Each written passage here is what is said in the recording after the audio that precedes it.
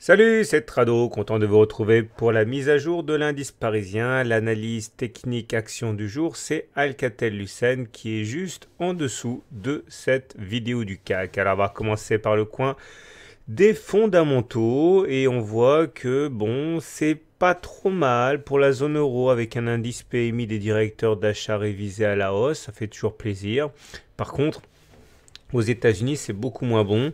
Tout d'abord parce que les créations d'emplois ont été en dessous des attentes et parce que Madame Yellen a un petit peu refroidi tout le monde tout à l'heure en disant qu'elle jugeait le niveau des marchés actions plutôt haut. Alors forcément, quand on sait lire entre les lignes, plutôt haut, ça veut dire plutôt surévalué, quoi, hein. Donc du coup, les intervenants n'ont pas beaucoup aimé ça, mais comme du côté de la zone euro, les nouvelles étaient plutôt bonnes, et bien on a oscillé entre 5014 et 4934 pour finalement clôturer quasiment à l'équilibre avec 0,15%.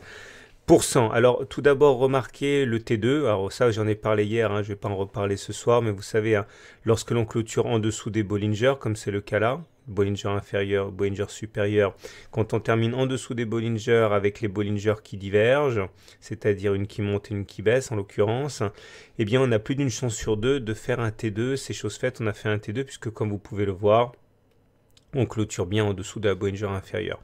Et à ce niveau, rien n'a changé, hein. Comme les Bollinger continuent à diverger et qu'on est toujours en dessous, on a plus d'une chance sur deux, normalement demain, de faire un T3, donc une nouvelle clôture en dessous de la Bollinger inférieure. Alors maintenant, il y a plusieurs choses à prendre en considération. Tout d'abord, le fait qu'on soit dans le nuage. Le nuage, c'est une énorme zone de support, ok? Donc tout au long de la progression éventuelle à la baisse, on va subir des vents contraires qui vont pousser les cours vers le haut et qui vont faire en sorte que c'est pas comme si on était au-dessus ou en dessous du nuage. Là, on est dans le nuage, donc c'est une zone de turbulence. Et il va y avoir une véritable poussée haussière à mesure que l'on s'enfonce, un petit peu comme dans le principe d'Archimède. Et donc du coup, on va pas non plus s'enfoncer comme dans du beurre. Pardon. J'aimerais également attirer votre attention sur le fait que, alors ça j'en parle également, hein, dans mon e-book sur la vague de Wolf, sur laquelle j'ai eu pas mal de retours. Je vous ai expliqué que voilà, on avait une vague de Wolf. Je vous renvoie la vidéo d'hier, hein, 1, 3, 5, enfin, 2, 4, 6. Donc normalement on devrait aller chercher, si la vague de Wolf est complète, les 4900, hein. Maintenant il faut savoir également que le point 4 était une zone de support. Et si on tire le point 4, ça nous donne une vague incomplète de Wolf, mais quand même, on voit que l'objectif a été atteint. Ok, donc ça veut dire qu'on peut tout à fait envisager, regardez que la différence qu'il y a entre 4932 et 4900, ouais, 4000, pardon, ouais, 4910 par là, ne soit pas comblée, puisque la vague partielle a été comblée.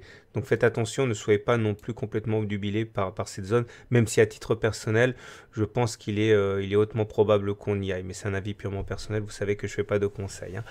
Alors au-delà, autre élément qui m'intéresse, c'est le fait que nous avons eu une bougie en chandelier japonais assez particulière qui s'appelle la ligne Irikubi, ou ligne de contre-attaque haussière. J'en parle dans mon e-book d'approfondissement sur les chandeliers japonais, le volume 2. Alors, peu de gens l'utilisent parce que ça n'a pas l'efficacité de certaines bougies stars comme, je sais pas moi, l'avalement haussier. Mais c'est un tort parce que c'est très intéressant, surtout dans des moments où on manque un petit peu d'informations. C'est une figure de continuation baissière en général, hein. C'est-à-dire que vous allez avoir une première bougie qui va être rouge, la bougie 1, et la bougie 2 va être verte. Elle va commencer plus bas que le niveau de clôture de la bougie 1, et elle va clôturer à peu près au niveau du niveau de clôture de la bougie 1. Donc on clôture ici, donc quasiment au niveau de la clôture de la bougie 1. Alors, regardez un exemple. Non, j'ai pas d'exemple, c'est l'exemple de ce soir. Regardez, alors c'est pas une Irikubi parfaite, hein. Certains diraient que c'est même pas une Irikubi du tout, puisque regardez, on commence bien plus bas que la bougie 1, mais on termine plus haut que le niveau de clôture. Donc c'est une sorte de ligne Irikubi, mais c'est pas une ligne Irikubi parfaite. Il demeure que c'est pas une bonne bougie, hein. C'est pas une vraie bonne bougie de rebond, hein. C'est une bougie qui doit plutôt être regardée avec circonspection, hein. Tout ça donc pour dire qu'au niveau des indicateurs techniques, ben c'est pas top, loin de là. Le stochastique maintenant, il est clairement ancré en dessous des 20, c'est-à-dire qu'on est en zone de survente, une zone où on n'est pas censé acheter. Pareil pour le CCI qui est en dessous de moins 100, zone où on n'est pas censé acheter non plus parce qu'on est en situation de risque. J'aimerais attirer votre attention sur la légère montée des volumes sur la bougie d'aujourd'hui, mais c'est pas très significatif, hein. Regardez par rapport à la moyenne des dernières séances, ça reste quand même du même tonneau, mais bon, il y a eu des intérêts quand même acheteurs plus importants que les jours précédents. Moi, ce qui m'intéresse surtout d'évoquer avec vous ce soir, c'est la divergence haussière sur l'OBV.